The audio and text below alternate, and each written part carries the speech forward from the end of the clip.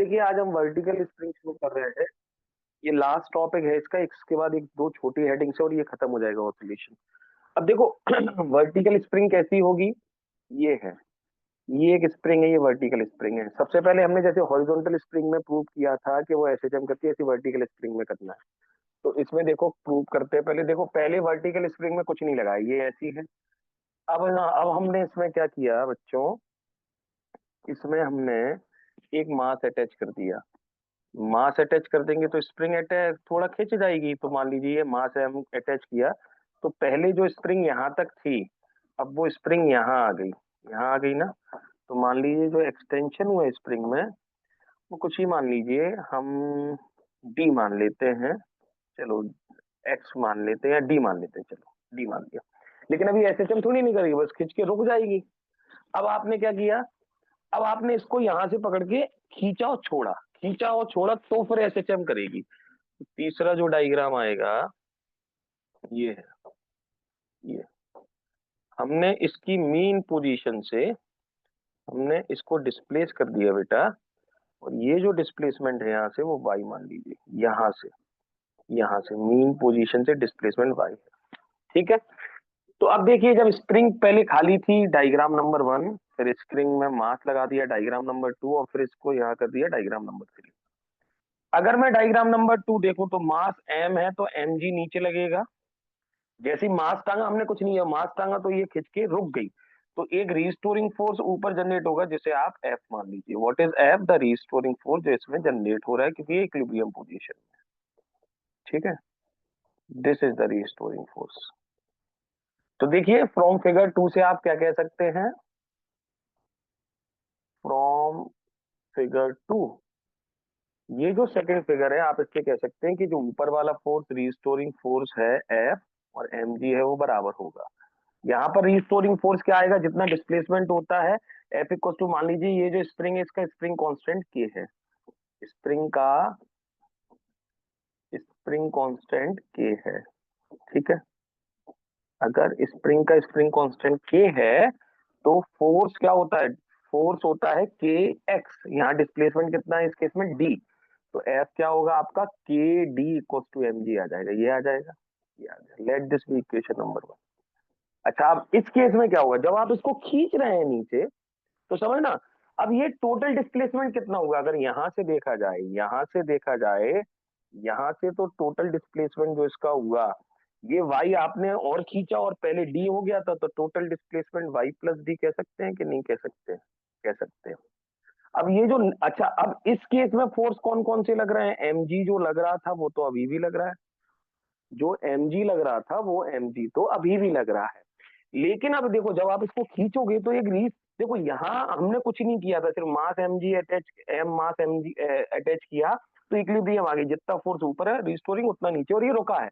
लेकिन जब अब आप इसको खींचोगे तो ये ऊपर आएगा, मतलब ये इस पर एक रीस नेट फोर्स एफ डैश मान लो, एफ डैश एक नेट फोर्स है जो इस पे ऊपर आ रहा है, आ रहा है कि नहीं? ठीक है, इस पर नेट फोर्स आ रहा है।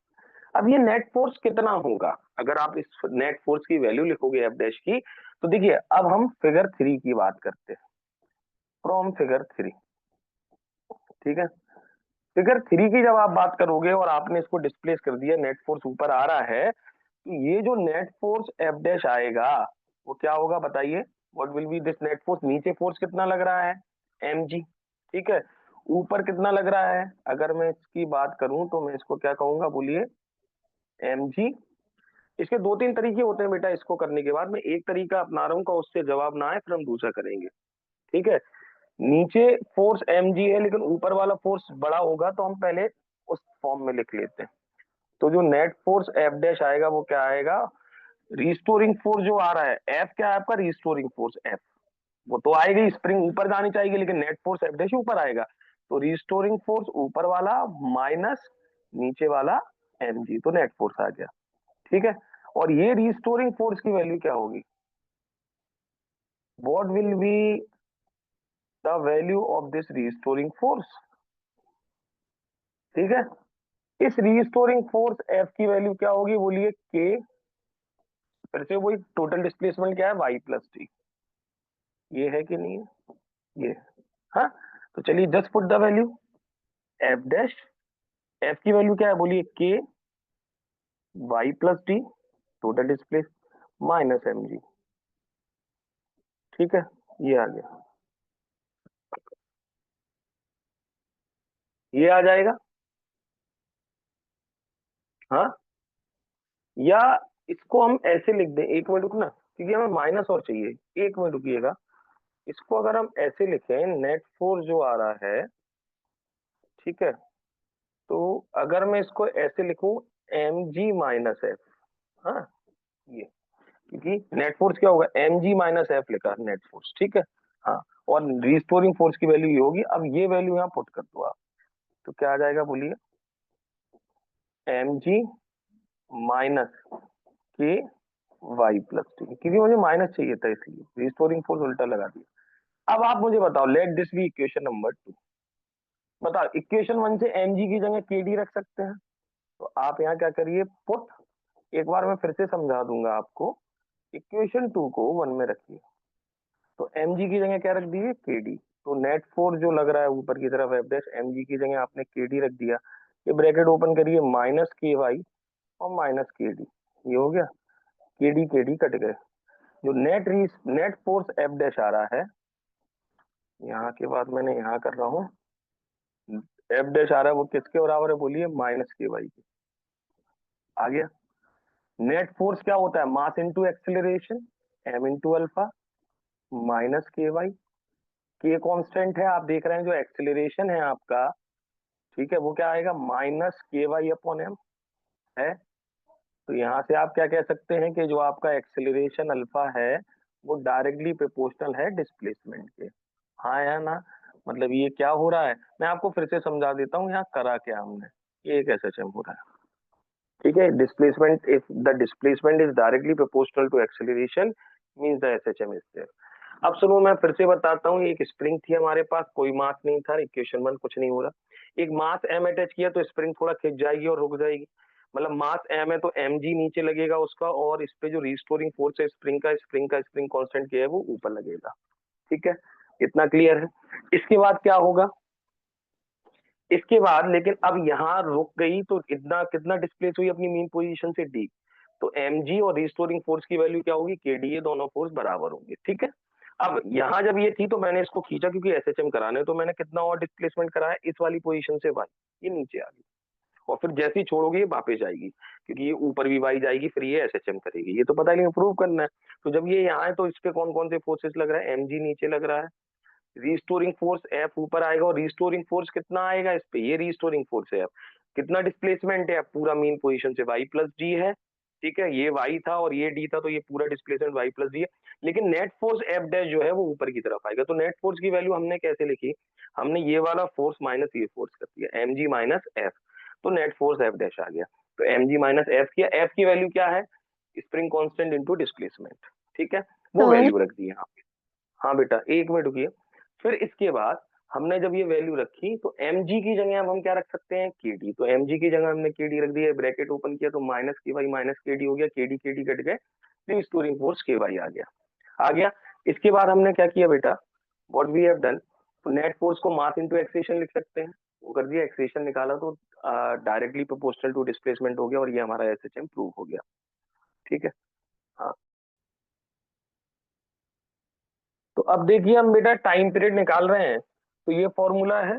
अब टाइम पीरियड निकालने के लिए हमारा formula M alpha equals to minus K Y है, तो अब हम वही लिखेंगे, M alpha equals to minus K Y को निगलेक्ट कर सकते हैं क्योंकि टाइम पीरियड स्केलर है, माइनस सिर्फ डायरेक्शन शो करता है, तो यहाँ से वाई अपॉन अल्फा की वैल्यू चाहिए। तो वाई अपॉन अल्फा क्या आएगा बेटा बोलिए, it will be equals to M by K, ये आएगा कि नहीं आएगा, ठीक है, we will put this value here. तो टाइम पीरियड क्या आ जाएगा बोलिए, 2 pi root of M by K. याद करो, जब हॉरिजॉन्टल स्प्रिंग भी होती थी उसमें भी टाइम पीरियड का फॉर्मूला सेम होता था, तो जो वर्टिकल स्प्रिंग है बेटा उसमें भी टाइम पीरियड का formula 2 pi root M by K ही होता है, जैसा कि हॉरिजॉन्टल स्प्रिंग में था। Means the formula for time period in horizontal और vertical spring is same and it is equals to 2 pi root M by K. ठीक है, इतना क्लियर है।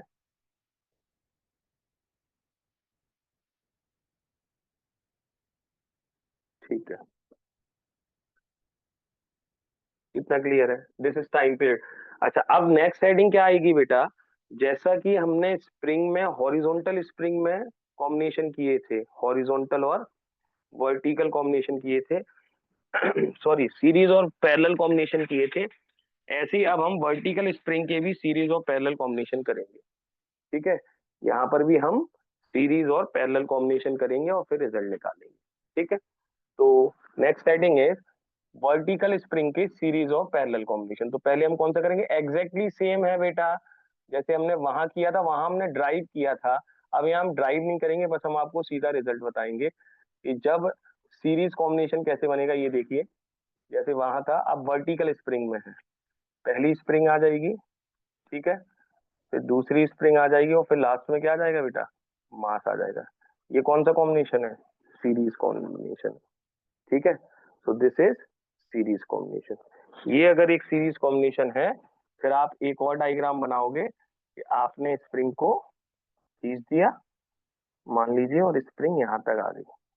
ठीक है, जैसे कि वहां होता था, ये मीन पोजीशन थी, ये यहाँ तक खिंच गई। ठीक है आपने फोर्स कितना लगाया मान लीजिए इसको खींचने के लिए, एफ, और नेट डिस्प्लेसमेंट कितना होगा मान लीजिए, एक्स। ठीक है, मान लीजिए ये जो स्प्रिंग थी, इनके स्प्रिंग कांस्टेंट क्या थे, बोलिए K1 और K2। ठीक है, मैंने क्या बताया था आपको, मैंने आपको ये बताया था कि जब स्ट्रेच होती है तो क्या सेम रहता है, यहाँ पर फोर्स सेम रहता है कि एक्स सेम रहता है, हॉरिजॉन्टली सॉरी, जब सीरीज कॉम्बिनेशन आप करते हैं तो फोर्स सेम होता है, दोनों पर जो रिस्टोरिंग फोर्स आएगा वो एफ आएगा सेम जितना नेट है, और जो डिस्प्लेसमेंट है, मान लो पहली स्प्रिंग x1 खींची और दूसरी स्प्रिंग x2 खींची, तो net displacement x1 plus x2 किसके बराबर होगा, x के बराबर होगा। यही किया था कि नहीं, x equals to x1 plus x2। फिर हमने क्या किया था, f क्या होगा, f क्या होगा, f इक्वल्स टू माइनस के एक्स होगा, तो इसको क्या लिखेंगे, माइनस K1 x1, और इसका रिस्टोरिंग फोर्स F2 क्या होगा, बोलिए माइनस K2 x2, होगा कि नहीं होगा। तो F2 क्या लिख देंगे, स्प्रिंग कांस्टेंट है K2 और डिस्प्लेसमेंट है x2, ये हो जाएगा। ठीक है, तो यहां से अगर आप x1 की वैल्यू निकालोगे तो क्या आएगी, माइनस F/K1, और x2 की वैल्यू यहां से निकालेंगे तो कितनी आएगी, माइनस F/K2। ठीक है, और अगर दोनों स्प्रिंग को एक मान लिया, याद है इक्विवेलेंट स्प्रिंग कांस्टेंट x है, तो टोटल फोर्स F ही लगेगा और इक्विवेलेंट स्प्रिंग कांस्टेंट K होगा, जैसे हमने वहां किया था, इसलिए मैं शॉर्ट में कर रहा हूँ, नहीं आए तो पूछ लेना अपनी ऑफलाइन क्लास में। तो यहाँ पर 1/K क्या आ जाएगा, बोलिए 1/K1 प्लस 1/K2।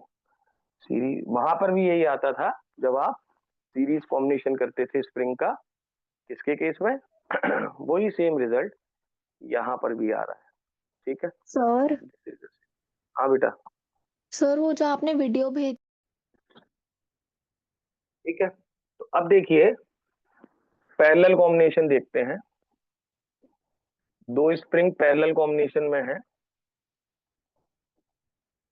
ये आते हैं बेटा। तो पहले पैरेलल कॉम्बिनेशन किसका देखेंगे, हॉरिजॉन्टल में। अब देखिए जब हॉरिजॉन्टल मतलब ऐसे में स्प्रिंग है, ठीक है, तो अगर हॉरिजॉन्टल स्प्रिंग्स हैं उसमें पैरेलल कॉम्बिनेशन देख रहे हैं, कैसा होगा, ये होगा, ये देखो, पहली स्प्रिंग आएगी, बीच में मास आएगा, फिर दूसरी स्प्रिंग आएगी, तो कैसा है, पैरेलल है। और सीरीज में क्या था, पहली स्प्रिंग दूसरी स्प्रिंग लास्ट में मास, ये था, ये इसकी इक्विलिब्रियम पोजीशन है, मतलब ये कहीं जब नहीं खिसक रहा है। ठीक है, अब इसके बाद इसका अगला डायग्राम, जब हमने इसको एक तरफ शिफ्ट कर दिया, ठीक है, तो ये स्ट्रेच हो जाएगी और मास यहाँ आ गया और ये कंप्रेस हो जाएगी, ऐसे कुछ होगा। मान लीजिए इनके स्प्रिंग कांस्टेंट क्या है, K1 और K2, हाँ है ना, ये इसकी मेन पोजीशन थी, यहाँ था, और ये मास यहाँ आ गया, डिस्प्लेस हो गया। तो मान लीजिए ये जो डिस्प्लेसमेंट है इसका वो x मान लीजिए। तो अब मुझे बताओ इसमें क्या सेम रहेगा, मान लीजिए आपने फोर्स F लगाया, इस पर फोर्स कितना लगा, F। जब आप पैरेलल कॉम्बिनेशन करते हैं तो देखो स्प्रिंग कांस्टेंट तो वही रहेंगे K1 और K2।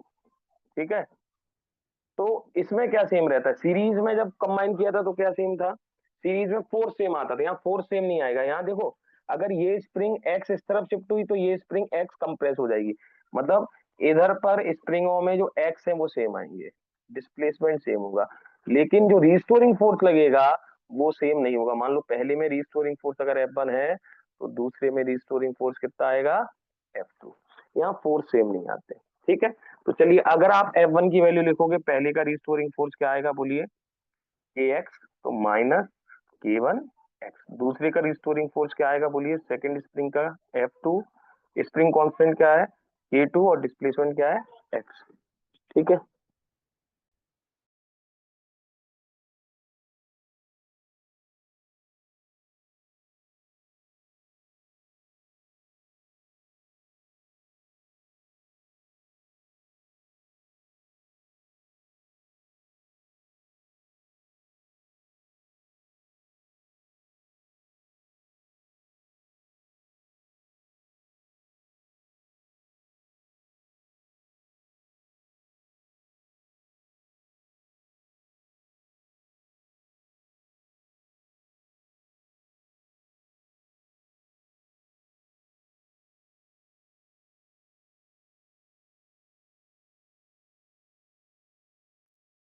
हाँ बेटा, एक मिनट, कुछ टेक्निकल ग्लिच आ गया था।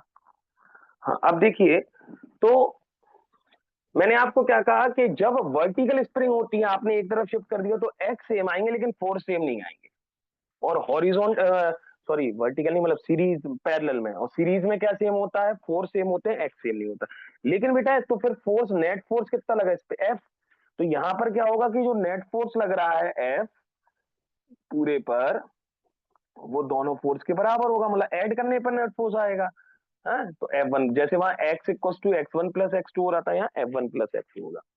फिर आपको क्या करना है, F1 की वैल्यू पता है, F2 की वैल्यू पता है, F की निकालनी। तो F कैसे निकालेंगे, अगर दोनों स्प्रिंग को हमने एक मान लिया तो हम क्या कहेंगे, if two springs are combine as one, if two springs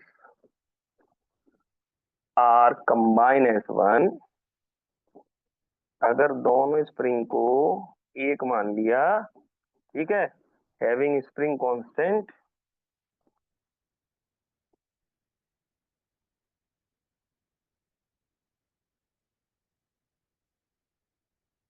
ठीक है, इक्विवेलेंट स्प्रिंग कांस्टेंट के मान लिया, ठीक है बेटा। हाँ, तो अब मुझे बताओ, एक ही स्प्रिंग है तो नेट फोर्स क्या है, एफ, नेट स्प्रिंग कांस्टेंट के और नेट डिस्प्लेसमेंट एक्स, ये लिख सकते हैं, ठीक है। तो इसको मानिए इक्वेशन 1, इसको मानिए इक्वेशन 2, इसको मानिए इक्वेशन 3, इसको 4 मानिए, इसको मानिए 3।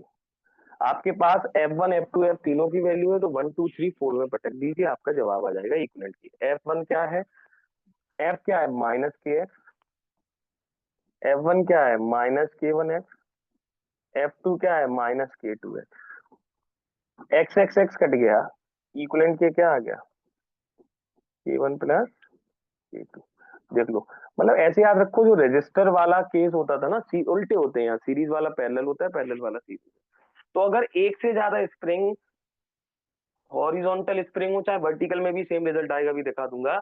अगर एक से ज्यादा स्प्रिंग पैरेलल कॉम्बिनेशन में है तो इक्विवेलेंट के में k1 k2 ऐसे तीन होती तो k1 plus k2 plus k3 ऐसे कंबाइन होता चला जाता है, ठीक है। इसके नोट्स में आपको शेयर कर दूंगा। अब मैं आपको इसका वर्टिकल स्प्रिंग का और बता देता हूँ, ठीक है। तो नाउ सी, पैरेलल कॉम्बिनेशन में बी वर्टिकल स्प्रिंग सेम रहेगा। अच्छा, लेकिन वर्टिकल में दो डायग्राम बन जाते हैं। एक चीज जो याद रखनी है आपको, कि जो वर्टिकल स्प्रिंग्स होती है उसमें दो डायग्राम आते हैं, कैसे समझिए। देखो, एक तो ये वर्टिकल है तो ऐसी, फिर बनाएंगे पहला, फिर मास आ जाएगा और फिर दूसरी स्प्रिंग आ जाएगी, ये तो वही हो गया। मास बीच में है तो वर्टिकल है। लेकिन वर्टिकल में एक और तरीका है जिससे आप वर्टिकल बना सकते हैं। अगर दो स्प्रिंग ऐसी, ये भी कौन सा कॉम्बिनेशन है, वर्टिकल कॉम्बिनेशन, ठीक है। दिस इज ऑल्सो वर्टिकल, ये भी वर्टिकल है और ये भी वर्टिकल, ठीक है। ये दोनों वर्टिकल स्प्रिंग में पैरेलल कॉम्बिनेशन, ठीक है। पैरेलल कॉम्बिनेशन वर्टिकल में दो तरीके से आप बना सकते हैं। आइए सर, इससे निकाल देंगे, इससे करते हैं, देखो एक सेकंड में करते हैं। वही सेम तरीका चलना है क्योंकि स्प्रिंग कांस्टेंट k1 k2 है। हाँ, इस स्प्रिंग को आपने क्या किया, मैं यहाँ बना रहा हूँ, डिस्प्लेस किया एक तरफ। अगर आता है तो ऐसे, हाँ ये आ गई, ठीक है। और ये डिस्प्लेस हो गई। ये अगर मैं इससे कर रहा हूँ, ये मीन पोजीशन थी और ये यहाँ आ गया, मास आ गया। मान लो डिस्प्लेसमेंट कितना, एक्स मान लो, वाई मान लो, वाई मान लेते हो, ठीक है। तो बताओ इंडिविजुअल स्प्रिंग के डिस्प्लेसमेंट क्या होंगे, और इस पे फोर्स कितना लगा, नेट फोर्स एफ लगा। तो इंडिविजुअल स्प्रिंग कांस्टेंट K1 है, तो मैंने आपको क्या कहा हुआ है, वर्टिकल में डिस्प्लेसमेंट सेम होंगे। तो इसका स्प्रिंग कांस्टेंट K2 है, तो डिस्प्लेसमेंट इसमें भी y होगा, लेकिन फोर्स अलग अलग आएगा। तो पहले पर रिस्टोरिंग फोर्स F1 और दूसरे पे रिस्टोरिंग फोर्स F2। ये इसका डाटा है, ये इसका डाटा है। फिर से वही सब खेल, F1 क्या होगा, -K1y, F2 क्या होगा, -K2y। अगर दोनों स्प्रिंग को एक मान लिया, इफ इक्विवेलेंट के, मैं शॉर्ट में लिख रहा हूँ क्योंकि एग्जैक्टली सेम है, आप फुल फॉर्म लिखेंगे। इफ इक्विवेलेंट कांस्टेंट K है, दोनों का मिला के K है, ठीक है। तो फिर net force, net equivalent constant, net displacement y हो गया। और y इक्वल्स टू क्या होगा, सॉरी, नेट फोर्स क्या होगा, पहली वाली पर फोर्स और दूसरी वाली पर फोर्स। वैल्यू रख दी आपने, -Ky, -K1y, -K2y, y y y cut गया, K equals to K1 plus K2, ये आ गया बेटा, ठीक है। तो अगर मैं आपसे कहूं कि एग्जैक्टली सेम रिजल्ट आने वाले हैं, चाहे आप हॉरिजॉन्टल स्प्रिंग करें। देखो, अब आप फिर से समझ लीजिए एक चीज, मैं फिर से बता दूं आपको सीधे सीधे रिजल्ट। आपके पास दो तरह की स्प्रिंग है, ठीक है। हमारे पास जो दो तरह की स्प्रिंग है, एक है हॉरिजॉन्टल स्प्रिंग और एक है वर्टिकल स्प्रिंग। ऐसे में है जो वर्टिकल है, हॉरिजॉन्टल स्प्रिंग में सीरीज कॉम्बिनेशन, पैरेलल कॉम्बिनेशन, और वर्टिकल स्प्रिंग में सीरीज कॉम्बिनेशन और पैरेलल कॉम्बिनेशन, ठीक है। आपको अगर मैं शॉर्ट में बात करूं तो देखो, चाहे हॉरिजॉन्टल सिंगल स्प्रिंग है तो टाइम पीरियड का फॉर्मूला क्या होता है, ये, चाहे हॉरिजॉन्टल हो चाहे वर्टिकल सिंगल स्प्रिंग है, उसका फॉर्मूला ये है। अगर हॉरिजॉन्टल हो चाहे वर्टिकल हो, सीरीज में अगर दो स्प्रिंग है तो इक्विवेलेंट कांस्टेंट के का फॉर्मूला क्या है, 1/K1 प्लस 1/K2। अगर चाहे हॉरिजॉन्टल हो चाहे वर्टिकल हो, पैरेलल कॉम्बिनेशन का फॉर्मूला क्या है, बोलिए, सेम रहेगा, K equals to K1 plus K2, ठीक है। पैरेलल का ये, सीरीज का ये, और अगर सिंगल स्प्रिंग है तो ये, ठीक है। तो बाई चांस ये प्रूव करने को टू मार्कर में आते हैं, तो हमने प्रूव कर दिया कि देखिए, वर्टिकल स्प्रिंग में अगर पैरेलल कॉम्बिनेशन हो, तो इसके पहले क्या किया था, हॉरिजॉन्टल स्प्रिंग में पैरेलल कॉम्बिनेशन हो, answer K equals to K1 plus K2 आएगा, ठीक है। तो दिस इज द रिजल्ट बेटा of horizontal and vertical spring हमने देख लिया बेटा, ठीक है। क्लियर है इतना। अच्छा, अब देखिए इसमें जो नेक्स्ट हेडिंग देखनी है, इसमें 3 मार्कर में कुछ स्पेशलाइज रिजल्ट है बेटा जो पूछ लिए जाते हैं, कुछ स्पेशलाइज रिजल्ट है जो पूछ लिए जाते हैं, तो वो ही हम अब स्पेशलाइज रिजल्ट करेंगे। जैसे, तो 2-3 रिजल्ट है, मैंने देखा 3 मार्कर में सीधे आते हैं, तो वो और करने, वैसे तो ये पूरा चैप्टर कंप्लीट है, तो देखिए अब हम वो और करते हैं। तो पहला जो रिजल्ट है, हेडिंग लिखिए ऑसिलेशन, बहुत आसान है। Oscillation of a body, oscillation of a body dropped in a tunnel, ये बहुत बार पूछा गया है, dropped in a tunnel, oscillation of a body dropped in a tunnel along the diameter of the earth, along diameter of earth,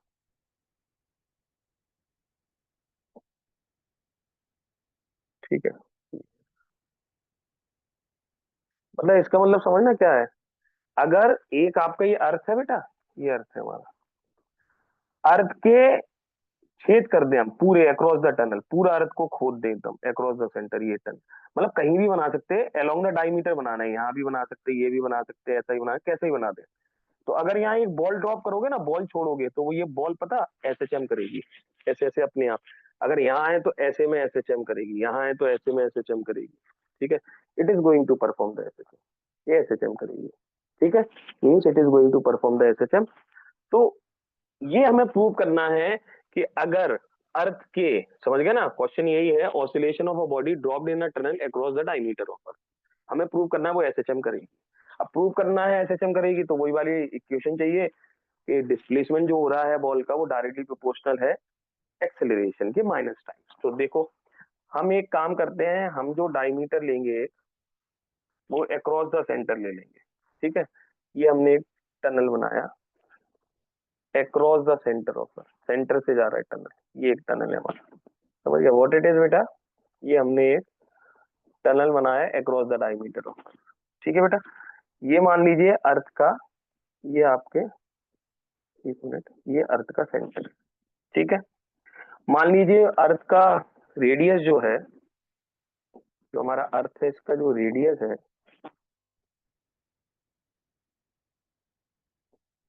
तो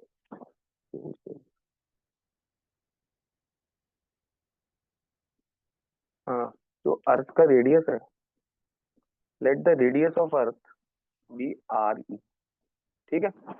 एक इसके अंदर ball डाली बेटा, ठीक है। तो कंसीडर द अर्थ, एक अर्थ है, this is your earth, earth is a sphere, earth एक स्फेयर है, और स्फेयर है तो इसका रेडियस है अर्थ का, तो हमने जो अर्थ एक स्फेयर है जिसका रेडियस हमने आर ही माना है, ठीक है। इतना क्लियर है।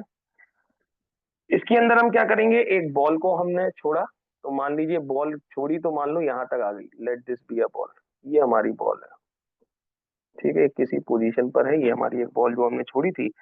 मान लीजिए वो जो बॉल है वो पी पॉइंट तक है, let it be at point P, और ये जो बॉल है जब पॉइंट पी पर है तो मान लीजिए अर्थ की डी डेप्थ नीचे है, कितनी डेप्थ नीचे है अर्थ से, डेप्थ डी, ठीक है, it is a depth two, यहाँ तक आ गई बॉल मान लो, ठीक है बेटा।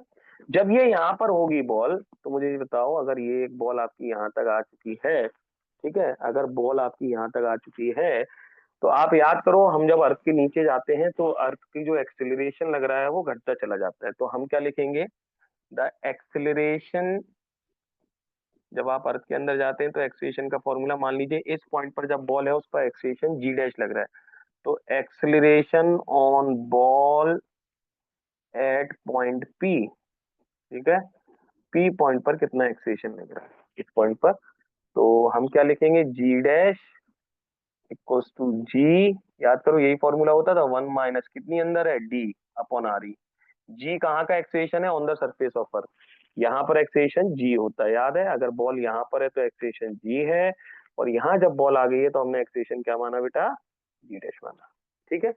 तो जब बॉल इसमें अंदर जाएगी तो हमने मान लिया इस पॉइंट पे जो एक्सेलरेशन इस पे बॉल पे लग रहा है वो ये लग रहा है। अब मुझे एक चीज बताओ, ये जो बची हुई दूरी है वो कितनी होगी, ये वाली, यहाँ से लेके यहाँ तक की दूरी, पूरी दूरी कितनी थी बेटा, आर ई, उसमें से ये आप आ गए, तो ये आर ई माइनस डी होगी कि नहीं, बची हुई दूरी होगी ना, ठीक है, it will be equal to R E minus D, ठीक है। अब एक काम करो, यहाँ पर आप ये जो इक्वेशन आपकी थी इसको सॉल्व करते हैं, थोड़ा एलसीएम लेते हैं, तो क्या आ जाएगा बेटा, एलसीएम लेने पे are E minus D upon R E, ये आ गया, ठीक है, क्लियर है।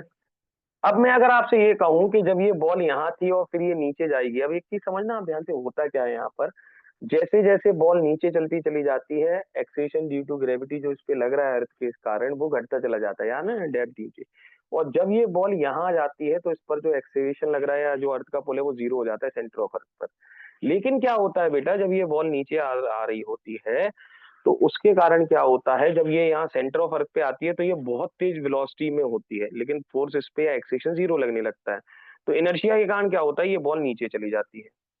जब ये बॉल इस तरफ आती है तो अर्थ इसको, हम देखो हर चीज को अर्थ अपने सेंटर की तरफ खींचता है, मतलब मैं आपसे कहना क्या क्या चाह रहा हूँ ये समझिए, जब ये बॉल यहाँ से आई और ये जब तक अर्थ के सेंटर तक आई तो इसकी वेलोसिटी बहुत ज्यादा हो चुकी है, लेकिन यहाँ पर आके इस पर जो अर्थ है उसका फोर्स जीरो हो गया, लेकिन इनर्शिया के कारण ये बॉल आगे निकल गई।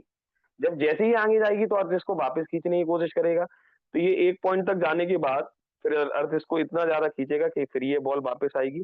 जब ये फिर बॉल वापस आएगी तो फिर से वही है कि अर्थ का फोर्स घटता जाएगा और यहाँ पे फिर जीरो हो जाएगा, लेकिन इनर्शिया के कारण फिर ये ऊपर चली जाएगी।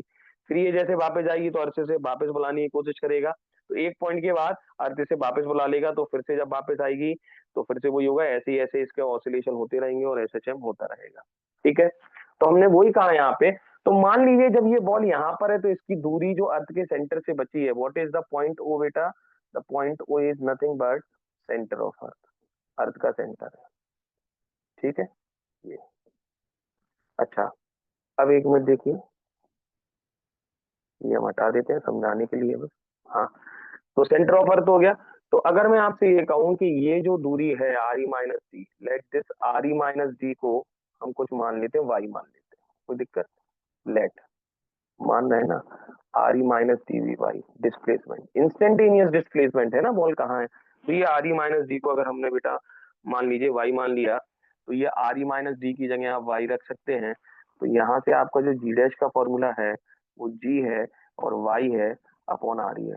बेटा आप एक चीज कह सकते हो कि नहीं, Y is your instantaneous displacement, ये उस समय का इंस्टेंटेनियस डिस्प्लेसमेंट है, या आप डिस्प्लेसमेंट कह सकते हैं बॉल का फ्रॉम द सेंटर ऑफ अर्थ, ऐसे भी कह सकते हैं आर ई माइनस डी को।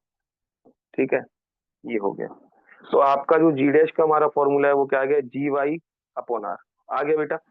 अब अगर एक्सिलरेशन आ गया इस पॉइंट पर acceleration due to gravity G dash लग रहा है, तो फोर्स कितना लगेगा, फोर्स एट पॉइंट पी, इस पॉइंट पी पर ऑन बॉल, इस बॉल पर फोर्स कितना लगेगा? कुछ मत करिए, ये जो इसको मान लीजिए इक्वेशन 1, इसको मानिए इक्वेशन 2 जो आपने यहाँ पे वैल्यू रख दी, इसको मानिए इक्वेशन 3। एक काम करिए बस, आप इक्वेशन 3 में मल्टीप्लाई बाई एम कर दीजिए, एल एच एस और आर एच एस, मास का मल्टीप्लाई करिए, एम जी डैश, हाँ, और एम जी डैश होगा, और यहाँ क्या आएगा, या अगर इसको चाहें तो एक तरीके से और लिख सकते हैं, अगर आप चाहें तो दूसरे तरीके से लिखते हैं, चलो मास का मल्टीप्लाई नहीं करते हैं, एक और तरीका है। एक मिनट, हाँ बेटा, एक और तरीका क्या है ये समझिए। हम ये कह रहे हैं, ठीक है, हम ये कह रहे हैं कि जब बॉल यहाँ पर है तो फोर्स से खींच रहा है, अर्थ अपनी तरफ खींच रहा है कि नहीं, रिस्टोरिंग फोर्स, बताओ अर्थ जिस फोर्स से खींच रहा है, तो आप देख रहे हैं डिस्प्लेसमेंट घट रहा है, लेकिन जब ये आ जाएगा, जब ये फिर इस तरफ जाएगा तो अर्थ से अपनी तरफ खींचेगा। मतलब अल्टीमेटली देखो, जब ये बॉल है, देखना एक मिनट ध्यान से, कि अल्टीमेटली जब ये यहाँ से निकल गई, मान लो यहाँ आ गई बॉल, ठीक है, या ये जब वापस यहाँ आई तो यहाँ थी, समझ गया, तो अर्थ तो हमेशा अपनी सेंटर की तरफ खींच रहा है ना इसको। तो अल्टीमेटली जो रिस्टोरिंग फोर्स लगता है, देखना अर्थ अपनी तरफ खींच रहा है और डिस्प्लेसमेंट अपोजिट डायरेक्शन में। मतलब अगर मैं आपसे कहूं जो फोर्स एफ लग रहा है इस बॉल पर, इस पॉइंट पर, तो फोर्स क्या होता है, फोर्स आप कैसे लिखेंगे, what will be the force, acceleration due to gravity into mass. हाँ, तो बॉल पर मास कितना है, एम, और फोर्स बॉल पर जब पॉइंट पी पर है तो एक्सेलेरेशन ड्यू टू ग्रेविटी कितना लग रहा है, जी डैश। तो ये फोर्स आ गया, लेकिन ये अगर रिस्टोरिंग फोर्स की बात कर रहा हूँ तो हमेशा याद रखना, रिस्टोरिंग फोर्स की बात कर रहा हूँ तो माइनस आएगा। माइनस क्यों आ रहा है समझ में आया?